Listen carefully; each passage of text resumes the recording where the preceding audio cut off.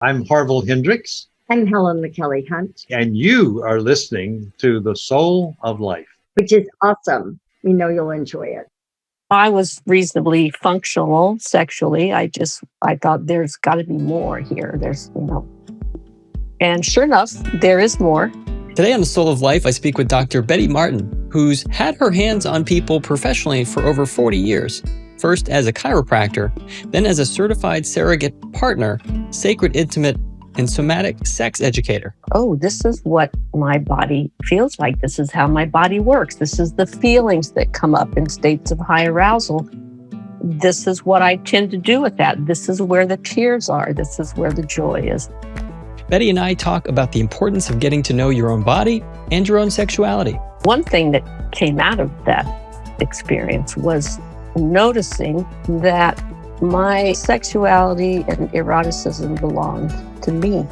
Well, it was such a shock that made me think, well, who did I think it belonged to? But then I realized that, well, growing up in the 50s and 60s as a heterosexual female, my assumption was that it belonged to everybody else. We talk about the rewards and the controversy of sexual surrogacy. It's not legal. And while it's not a mainstream intervention in sex therapy, surrogacy is something that Betty says is widely misunderstood and rarely involves intercourse. Actually, it doesn't happen that often. It's a world of difference when you can have an experience with someone who knows what they're doing, can hold a space for you and hold you in compassion and teach you some skills. There's just no substitute. Betty shares about one of her favorite exercises that helps resolve confusion around giving and receiving pleasure, something you hear at a swing party. or it could be something that sounds fun. Right. I'm just going to keep that and let people think about that for a moment. We'll get back to the 3-minute game. What could that be? I asked Betty to give an overview of an amazing and incredibly simple focusing activity you can do with one of your hands that unlocks a vast potential for tactile responsiveness and pleasure. It really shows you, what is your relationship to pleasure? Is it okay to feel it? Is it okay to take action towards it? And finally, Betty teaches about the power of slowing down your attention and learning how to trust your whole body's sensory experience. Welcome to The Soul of Life. I'm Keith Miller. So I would like to really redefine sex as get away from this idea that inserting something somewhere is the only thing that counts. That's ridiculous. And if that's what you think sex is, then I feel sorry for you because you're missing half the fun. I've heard stories about exes calling up brides on their wedding day, professing all the love from a once upon a time that they threw away. And the fear that I'm fighting is constantly rising in the back of my mind, is that you'll finally open up your eyes, that you'll leave me for another guy. Yeah, it's a scary truth, and maybe I don't know you in the way they do. You always tell me I'm the only one you wanna be with, so why can't I believe it? Yeah, old boyfriends kinda scare me, cause they all got a little bit of history with you. Even when you try to tell me that I got no real reason to worry, my mind starts to imagine things that never happened. I start to believe that you're still in love with some other has-been. Baby, I'm just asking, do you think I'm gonna be the last one? Do you think I'm gonna be the last one? I'm Keith Miller, and my podcast, The Soul of Life, is here to help you remember who you really are. I'll bring together people who have gotten off their treadmills. I'll have conversations with athletes, musicians, doctors, scientists, healers, and entrepreneurs to discuss the fascinating edges of our knowledge in neurobiology, psychology, and physics. This is The Soul of Life. Have you ever been in a position where you know that you or your family member really needs emotional support or marriage enrichment, but you find out how expensive it is to get access to high-quality, out-of-network professionals? Well, I've created the Soul of Life community just for this.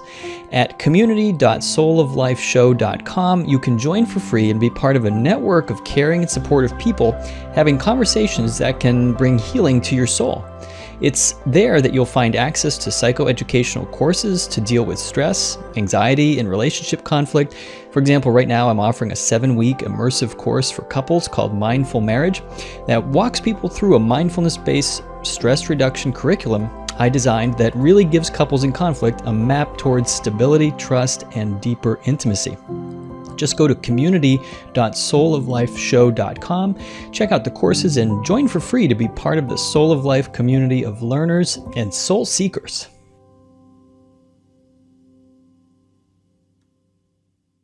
Dr. Betty Martin is a chiropractor, a body electric school trained sacred intimate, certified sexological body worker, foundations of facilitation trainer, and a self-propelled erotic adventurer and intimacy coach.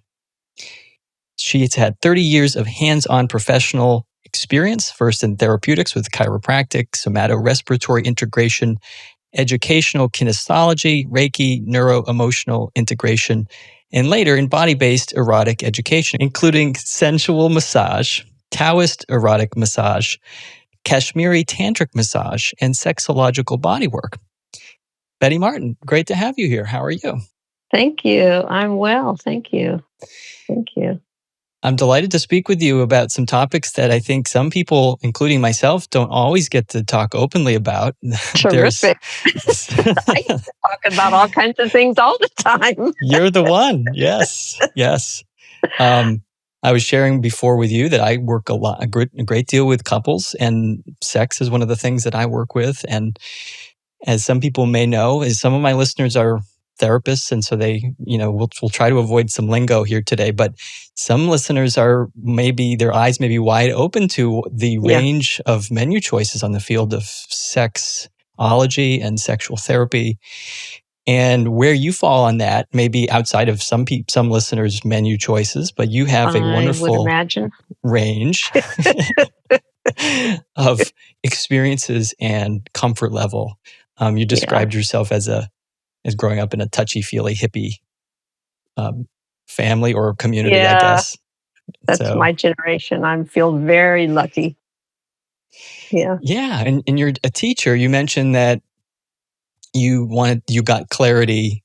You clarified some of the intent around maybe, I'm guessing, sort of how to do this work professionally, right? Versus just having a philosophy or a lifestyle. So I'm curious how you got started, when you started to become more clear about the professional side of it. I'd love to talk about boundaries today because that's one of the things. There's so many triggers in our conversation for some people. So let's get right into it.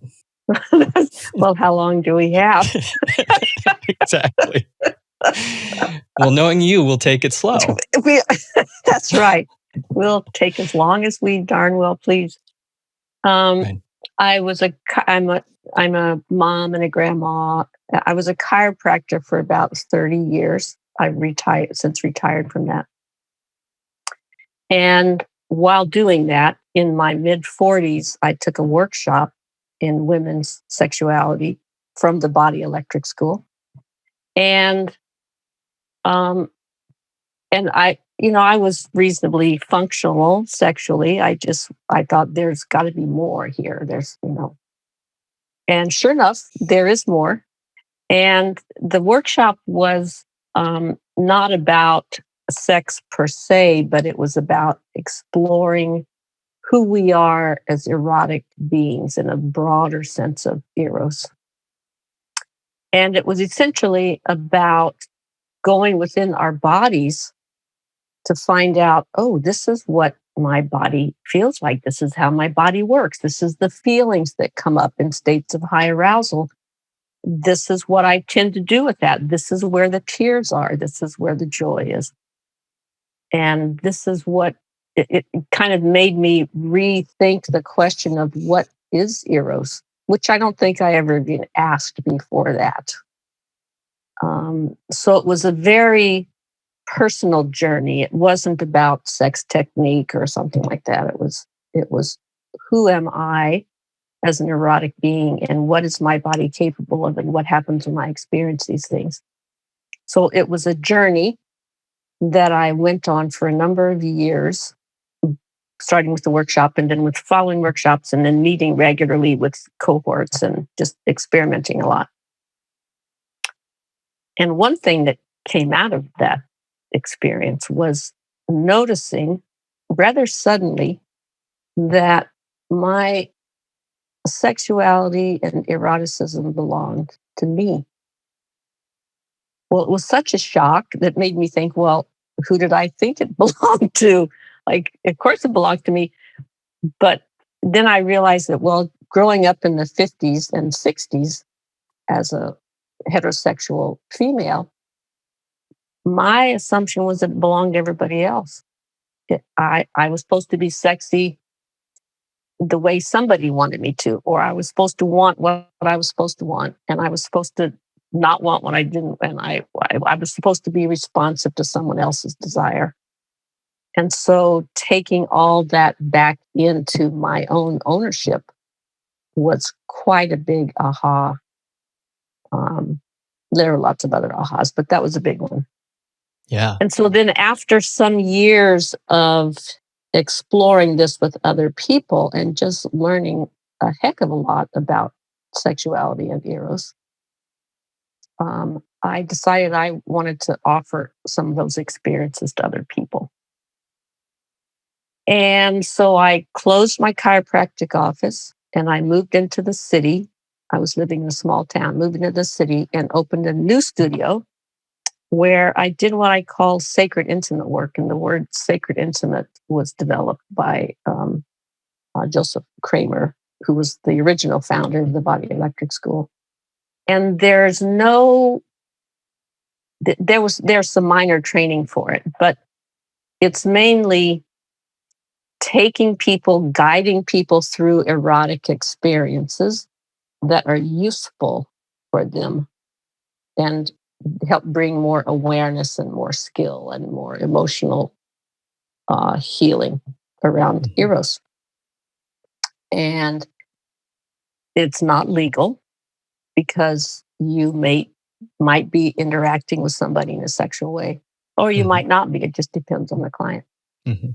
But it wasn't legal. But my kids were grown, and I was okay with that. And I was very careful with how I described what I was doing, and so I have variously described that work as sacred intimate, or sex coaching, or sacred whore was another term that came up based on a long lineage of engaging with people erotically for purposes. Kind of reclaiming that word, right? Yes, reclaiming that word. And among friends, just plain whore, which I came to appreciate as, again, a reclaiming. It's a word I say with tremendous respect and gratitude. Mm-hmm. And also recognizing that I have a privileged position, that I don't have to work on the street. I don't have to take any client that I don't want to take.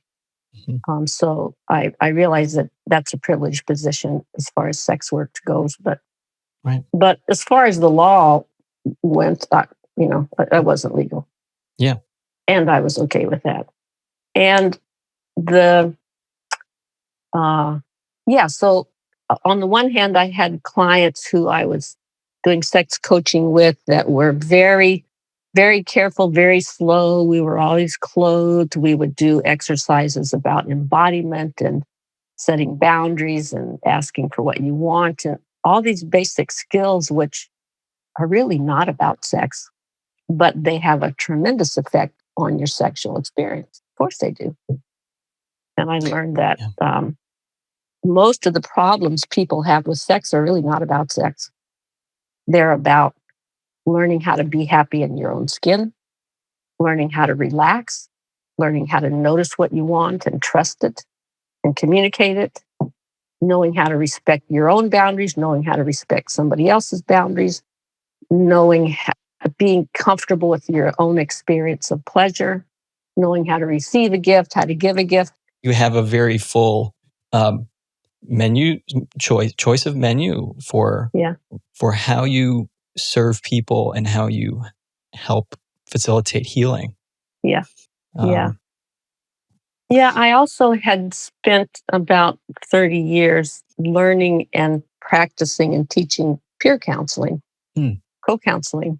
And I feel like that gave me kind of a foundation for understanding, well, guess what? We all have feelings, and guess what? They're okay. And this is, Right. what you can do with them.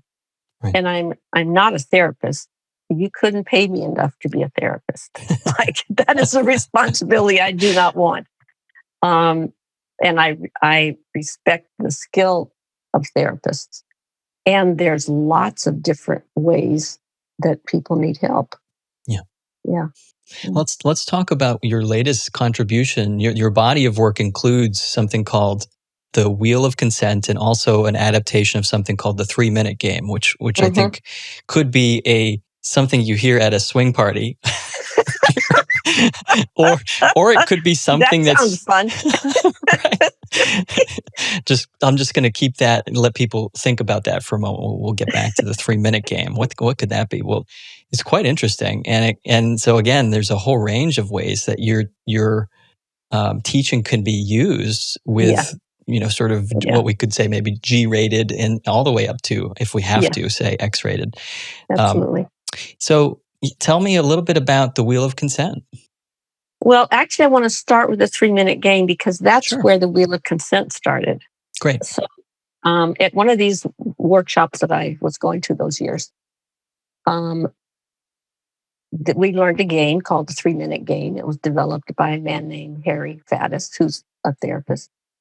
And the game is this: 2 people, and you take turns asking each other these 2 questions, and then you do whatever you agree to do. The 2 questions are, what do you want me to do to you for 3 minutes? Well, hell yeah, I can think of some fun things. And then you negotiate and agree, and then you do the thing. Mhm. And the other question is, what do you want to do to me for 3 minutes? Mhm. Oh, hell yeah, I can think of some fun things there as well. So, when there's 2 people and 2 questions, you end up with 4 rounds of the game. Mhm. In one of them, I'm doing what you want, and in another one, I'm doing what I want. And there's a very big difference between those 2. Speak about that for a second. And That then may not you're be doing obvious. and then you're doing what you want, and then you're doing what I want. So 4 variations. 4 variations. Yep. And when you overlap them by asking, well, who is doing and who it's for, then you get 4 quadrants. Yes. It's just geometry. Yep. I'll put a graphic up with your permission so that this can be easy to see for people watching the video, but there is that intersection and overlap. Yeah. And the second question, say that again, because it's a little bit, at first it sounds like an obvious question, but it's not one we usually are asked. That's right. So when I started using this with my clients, because I figured, okay, it's going to be a nice transition from the talking, history taking, planning part of the session to the touching. Mm-hmm. And then I narrowed it down just for my own uses. So now I use, how do you want me to touch you? And how do you want to touch me? Mm-hmm. And so that's the 2 different questions that you're talking about. Yeah. Right. Yeah, it's quite a difference. And for most of us, when we are doing the touching, we're giving a back rub, or we're feeling somebody up, or, our hands are on our sweetie. Mm-hmm. We tend to think that it's for the benefit of the person being touched. And sometimes it is, as it should be. But what's very often missing is the opportunity to touch someone just because you want to, just because it feels good to your hands. And that's a foreign concept to most people. And for most people, as I'm teaching it in sessions and workshops, it can be very difficult to find. And it very often brings up an emotional response of shame or guilt or confusion or sadness or any number of things. But it's a fundamental human need and desire to take action for what you want and to feel up and interact with a person. So and yet that gets cut off pretty systematically when we're small, because you're not supposed to feel people up. Right. Yeah. Right. Yeah. And it gets cut off for different reasons, I imagine. Oh, yeah. As if we're a parent and we go through this sort of Yeah. merging with our infant, especially moms who Yeah. who literally allow their body to be accessed Yeah. as needed for the physical nourishment of the child, and then that transition can be so tricky, right? When the mother needs to say no, and the child needs to say no, or it's learning Yeah. those boundaries, Right. Yeah. Yeah. So we You struggle. ask any little kid, they will stick their fingers in your nose and climb all over you, and like they know how to do stuff that they want to do. Right. But we learn how not to, which is fortunate. Yes, we need these boundaries. We need these boundaries. Absolutely. And for many people, it's just completely cut off after that. So yeah. You're speaking. I feel like, Betty, as someone who is often speaking about polarities with people within ourselves and within society and everything. You're speaking to both sides of the cultural polarity, I think, around sexuality and eroticism. That on the one hand, on behalf of having safety and freedom, right? We have rules so that we can move freely. Yeah. Perhaps we move freely so that we can have definition. We find our definition by moving freely. We find out who we are. Yeah. So these two things go together, and you speak very eloquently about that. A lot of people may not, they may not give it all of its worth, when they hear somebody's meeting, someone's paying money and they're having an exchange of sexual intimacy. That doesn't, a lot of people just hear that right away and they make up the rest of the story. Yeah, mostly there's really not a very good story around it. Right. Right. We have this, I wanted to ask you about this term that for any of my listeners who are professional in the professional health fields and mental health, sex worker is a term that just rolls off the tongue for all of us. But for some listeners, they would not really understand why that term is being used and why not call it prostitution, right? This is sort of, why not refer to it as something with one of these older traditional terms? But in our professions, we've gotten rid of that term. Can you speak a little bit about how that? Yeah. Well, prostitution, of course, is a legal term and is appropriate sometimes. Please take the time now to subscribe to The Soul of Life wherever you're listening. Give it a thumbs up or write a positive review. Sex worker was coined, I think, in the 70s, and I think it was by Carol Lee. But it's a much broader umbrella. It includes strippers, escorts, erotic massage artists, porn performers, all kinds of people. Right. And it just means you're working in the field of human arousal, sexual arousal. If you're working with sexual arousal, you're a sex worker, broadly defined. And that is a very important work to be done in the world. You think, well, that's too intimate. That shouldn't be sold. Well, should cooking be sold? Is it cooking and eating a very intimate thing? Potentially. But we pay people to cook for us all the time. So I think it's this link between, well, sex is only okay if it's in this kind of relationship, and it's got to be heterosexual, and it's got to be married, and it's got to be or a committed partner or something.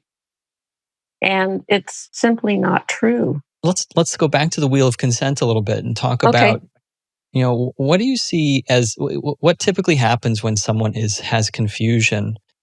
What typical presentation does someone have when they have confusion around giving and receiving? That's a good question. Well, I'm using the word receiving, giving in a little different way than a lot of people do. when you hear the word receive, or you say the word receive, very often what you mean is something is coming your way and it arrives. You receive a letter in the mail, you receive a package, you receive a caress, you receive a blow to the head. So it doesn't mean that you receive a pass to the 20-yard line. It doesn't mean that you want it. It just means it arrives. It happens to you.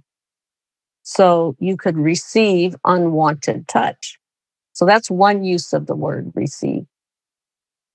But another use of the word receive is that it is something that I want, and you're willing to give it to me. And so it's a gift for me and something that I want.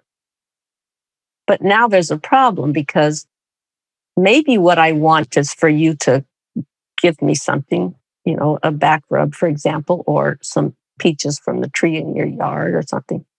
Or what I may want is something that I'm doing and that you're allowing me to do, like put my hand up your shirt. Well, now I'm the one who's doing, but it's receiving a gift for me that you are happily giving me.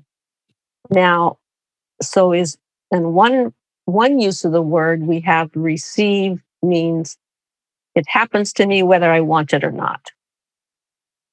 And another use of the same word means it's something that I want, and it may be something you're doing, or it may be something I'm doing. So you have this confusion about the word receive. When I started working with the Wheel of Consent, I had to choose one of those, and I chose receive means it's for me, it's a gift that you're giving me. It may be something that you're doing, it may be something that I'm doing. So when that's how I use the word. When I'm describing who's doing, I'll just say who's doing. Right. So in the 3-minute game example that we gave, where I'm asking you, how do you want to touch me?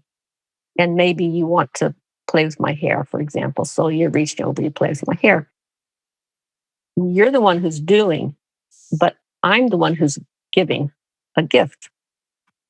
So you are receiving that gift. And receiving is inherently vulnerable. It just is. It's not because you're broken. It's just the way of it. Right. Yeah. It reminds me of that song by the lyric in the song by Cheap Trick. I want you to want me. Yeah, exactly. Right. Hell yeah. Yeah. Yeah. It's not enough that you're doing this because I ask you to do it. I want you to receive pleasure. Yeah. Because you want that from me, and you enjoy letting me do that to you. Yeah. And I think there's what the Wheel of Consent, or what the 3-minute game has made clear, is that there's room for both, and there's different times for both. If I ask you for a back rub, or I go and get a professional massage, I don't care whether you enjoy it. It's for me, and I want it the way I want it. And if you are allowing me to fill you up, it's nice if you enjoy it, but it's really for me. It's a gift you're giving for me, and I'm going to fill you up the way I want to fill you up, within your boundaries, of course. Within your consent, yeah. Yeah, yeah. I see a lot of couples struggle with that. What sometimes Barry McCarthy is one of the teachers in our area who's been around for a long time teaching about sexology and sexual intimacy. And I think it was his work talking about this idea that there are these modes or gears that we can shift into. And so one of the gears is that it's mutual pleasure. We're both doing something that we enjoy. And like you said, sometimes it's another gear. Some couples have a hard time shifting into the gear of, I find especially younger couples, that, sometimes it's just for you. I think parents realize pretty quickly that if you have little kids, sometimes it is about sort of, it's that quickie, or that's that sort of on-demand type of thing that otherwise, if you don't have sex by appointment, you don't have sex. It ain't going to happen. Yeah. And the funny thing is, when we were dating, we totally had sex by appointment. I'll see you on Thursday night, Right. Nobody seemed to have a problem with that. Yeah. And it's kind of like the difference between, and sometimes people hear the idea of taking turns and they say like, oh yeah, terrific. That sounds great. And some people, surprising number of people, are very resistant to taking turns because it doesn't sound romantic. It doesn't sound enlightened. We're in love. So for us, receiving is giving. And it's like, what, gifts are only for those people who aren't in love so very much? Like, what's that about? I think that's why Ian Kerner's book, She Comes First, was such a runaway success. This radical idea that you would just take turns and there's something helpful about having the female go first sometimes. Yeah. Your book is called The Art of Receiving and Giving, The Wheel of Consent. And how have people responded to it? They are loving it, which of course I am loving hearing. That's great. You love that they love it. I love it. And it took me so darn long to write it that it gave me time to build up quite an email list. And because I was already teaching workshops and stuff. So I had a ready audience waiting for it. And now it's starting to creep out a little bit into a more mainstream audience. But at first it was kind of my little bubble of a fan club. Right. Great. It's nice to have people like you who are teachers and using media on YouTube and that sort of thing. One of the things that took off, as you know, we spoke about this a little before, a few years ago, was an organization called One Taste. But the thing that became really hot, this was in New York, but the thing that they were teaching, they were having these workshops called Orgasmic meditation. And I'll let you describe it, but I'm curious what your sense and opinion is about that practice. The practice is really simple. It's a person who owns a vulva is lying down, and some other person, typically a penis owner, but not necessarily, is stroking the clitoris with a very tiny, very light, very specific stroke over and over and over. It is heavenly. It's really a terrific practice. And one thing that it does is it removes the sex from the experience. Like it's not about hooking up. It's, and it's not even really about taking turns because it's the vulva owner's turn. It's one way. It's one way. And I think it's 15 or 20 minutes or something. You set a timer. And it also allows the vulva owner to completely relax into their experience instead of having to perform something, which many people do perform. We all know that. So I love the exercise. How it fits into the wheel is kind of interesting because it's clearly for the person who's being stroked. But they also teach that the stroker, the person who's using their finger, should also attend to their sensation in their finger and really focus there and enjoy it. And so, which I think is a great idea because it makes you more sensitive and aware of what you're doing. But this is before they knew the wheel. This is before the wheel was around. I think it was confusing about who it's actually for, because it's for the stroke-e, but the stroker was encouraged to attend to their own pleasure. So it could be a little confusing, or like, well, I'm supposed to be doing this for me, so why am I doing it for you, kind of thing. So that was sometimes problematic. I don't know what's happened to the organization in recent years. I'm not a fan of the organization, but I'm a big fan of the process. Yeah. Yeah. People can look that up on their own. There's videos online about how to Mhm. do it, and they're great. You just do it. Yeah. Right. And they were having these classes, kind of a group sexual environment, and with your own partner. Yeah. And but the stroker remains completely clothed, and so it really is not an experience for the partner giving. Although what you said makes sense, that I mean, how can we really separate those things? It's hard. There were times when there was a lot of confusion and hurt feelings around that. I can imagine. Their feelings get hurt so easily with sex, don't they? Yes, they do. They sure do. Yeah. And I'm often coaching my clients around how, like I think you said earlier, it's really our mind, which is the biggest sexual organ, our brain. Oh yeah. I don't know who's originally said that, but it's true. Right. Yeah. Right. And half the time, if we can just relax, we can probably have sex a lot better. Yeah. Well, I think that's generally true. And how are you defining sex? I think that's a really big question. And I did see on your website where you interviewed those two young women, and I haven't listened to it yet, but I would imagine that they're also asking this question, like, is sex defined as intercourse?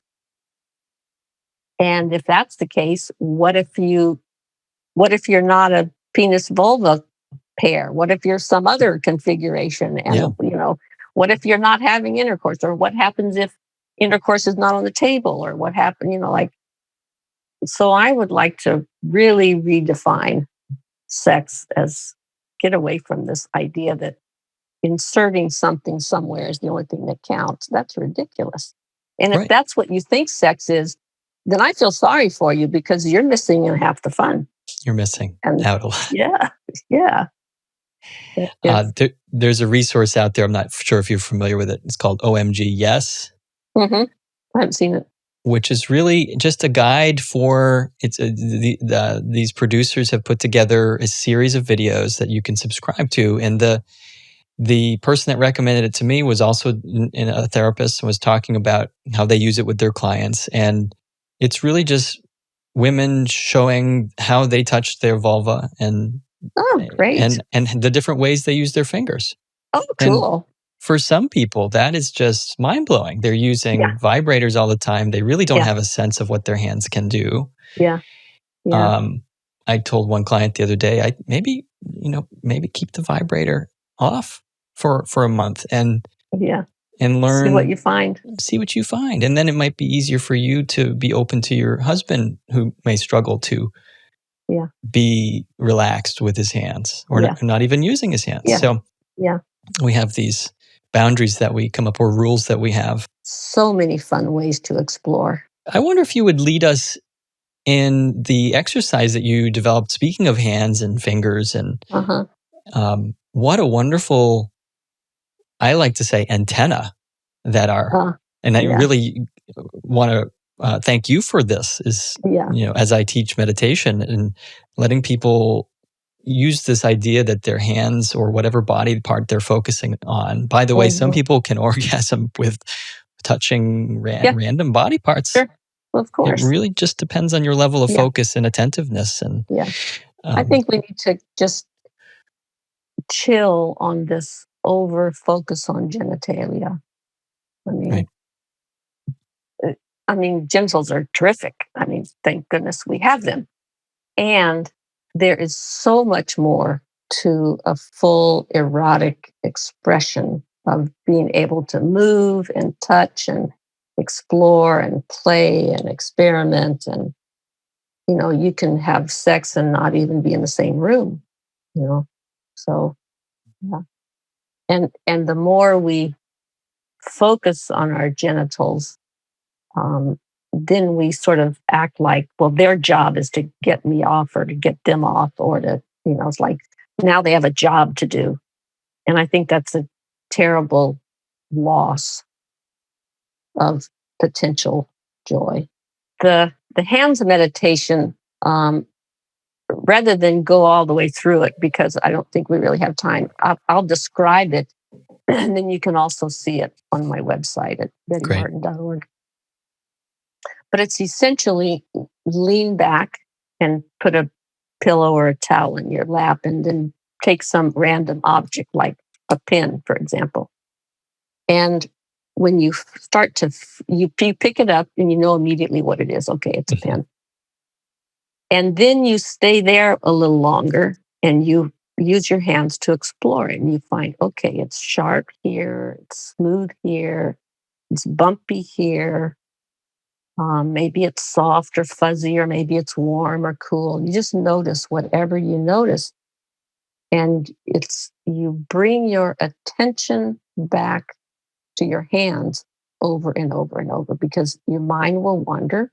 That's its job. That's what it's supposed to do.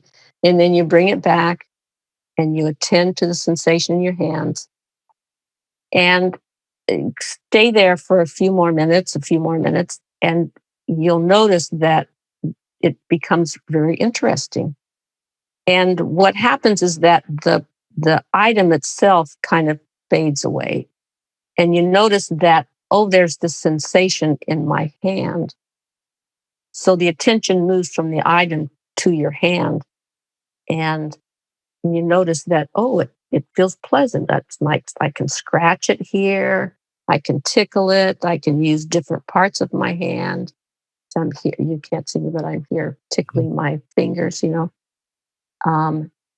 and very often, this is over a period of a number of minutes, very often there'll be an emotional response, because we are hooking up sensory nerves and brain areas that haven't talked to each other in a long time. And tears are very common. Sometimes confusion, sadness is very common. Sometimes shame or guilt, even though you're not harming anyone, but you're just, as the pleasure wakes up, really what you're showing here is, what is your relationship to pleasure? Is it okay to have it? Is it okay to have it if there's no reason? If you're not giving to someone, or no one's giving to you, it's just your nerve cells and your brain cells talking to each other, and what happens when that happens. And it's very revealing. People have all kinds of different responses to this. Of the 1,000 and more people that I've taught this to, the number for whom it was immediate and obvious was about 6. And then there were a few dozen for whom it was extremely difficult. Tears, shame, just about debilitating, confusion, or it was just very mysterious. They just couldn't feel anything. And most people, it's in between. It just takes a little fiddling around. And I recommend that if you want to play with it, 5 minutes a day or something, or you just, or you'll notice your hands when you're sitting at the bus stop, feel up the bench a little bit. But it really shows you, what is your relationship to pleasure? Is it okay to feel it? Is it okay to take action towards it? That's a whole different thing. Maybe it's okay to feel it if somebody else is giving it to you. So, but ain't nobody else here.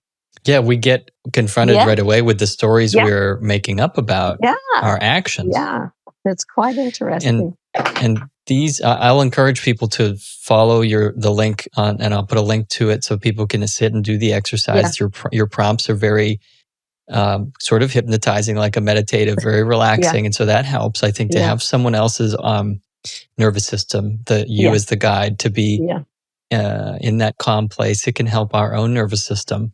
I did want to answer your surrogate question. Surrogacy, if your folks are not familiar with it,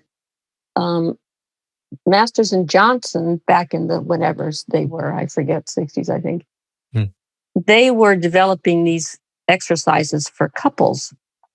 But if you don't have a partner, then you don't have anyone to do the exercises with. And so then they trained people who could be a surrogate partner so that their clients could do the exercises. And most people think of, and they were very well used through the 60s and 70s. I think it was when, interestingly, it was when Viagra came on the market that their use plummeted. Wow. Interesting, isn't it? Yeah. Wow. Anyway, so the surrogate works in a triad with the therapist and the client and the surrogate. They're all three communicating with each other. And that's so it is a form of sex work. And you probably won't have surrogates calling themselves sex workers, but I know a number of people who are both. But you work in a triad with the therapist so that, because you're all there in support of the client, of course. And a lot of people think that a surrogate means you're going to have sex with them. And actually, it doesn't happen that often. More often, you'll be teaching them how to hug. You may be teaching them how to hold hands. You may be coaching them on grooming skills, dating skills, touch skills. So sex as defined by intercourse doesn't actually happen that much. Right. You're talking about a level of awareness that sometimes many of us may take for granted about reading the cues of another person or having our body respond in the presence of another person. Some therapists are hesitant to use surrogates for licensing reasons, and also I imagine because they just don't know about it. And there are a number of people who train surrogates and therapists and how to work together. And I can give you some of those links. Yeah, and you're talking about this triad, and that's for many reasons, but it's coordination of care, but it's also, I imagine, to really make clear what is going to be happening and what is not going to be happening, so that it's not just someone calling and the next day you're taking clothes off with them. It's a process, and it's safe for everybody. And consensual for everybody. It's a wonderful system, and it's a world of difference when you can have an experience with someone who knows what they're doing, can hold a space for you and hold you in compassion and teach you some skills. There's just no substitute. Yeah. Well, your book is called The Art of Receiving and Giving, The Wheel of Consent. When you go to that book website, which he just gave you, you can get a free chapter. So I encourage you to do that. It's wonderful to speak with you, Betty Martin. Thank you for being with us here today. You are so welcome. Thanks for having me. Hey, I've started a community for Soul of Life fans interested in talking about episodes or getting more information about some of my teaching on IFS, mindfulness, and relationship growth. Head on over to community.souloflifeshow to get access to this group of really cool people just like you who care about the show and want to talk about episodes or hear more, get access to courses and support each other through life. That's what this is all about. Please leave an iTunes rating for the show and subscribe now wherever you listen to get more soul in your life. I like it and it's not harsh to my eardrum. All right, I will go. Including sensual massage, try that again.